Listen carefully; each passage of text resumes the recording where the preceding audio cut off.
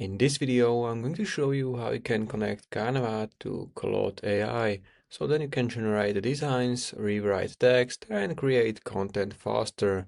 The whole process takes less than 2 minutes, so let's jump right in. And the first step that you want to do, you want to go to your profile in bottom left corner. From here, you want to navigate to settings, and in the settings, you want to look for connectors. Now we want to click on browse connectors. And here you should see the Canva somewhere at the top because this is one of the most popular connectors. So if you don't see it right away, you can type simply Canva in the search bar and it's going to show you Canva.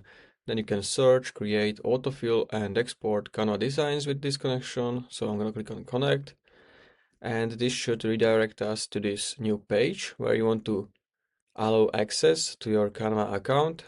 And you can also read everything what is going to be allowed to Canva.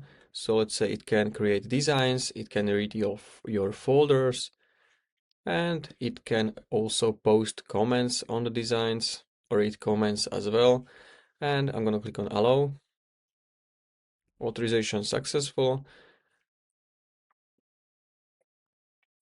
Now you should see configure button in your Claude AI. So if you click on configure, you can manually configure each permission. So if you don't want everything, you can block some permissions. You can also add some permissions from here. All right, and now if you want to test it, you want to go to new chat. All right, so I created this simple prompt where I want to write short flyer text for a business offering cleaning, and I want to include headline, 3 benefits, and the contact line. All right, so I'm gonna enter this prompt. And I forgot to mention that I want to make it in Canva, so I'm gonna type him in Canva. And then you can see that it created something. So here are 4 flyer designs for your cleaning business, and you want to pick one which is like most best for us.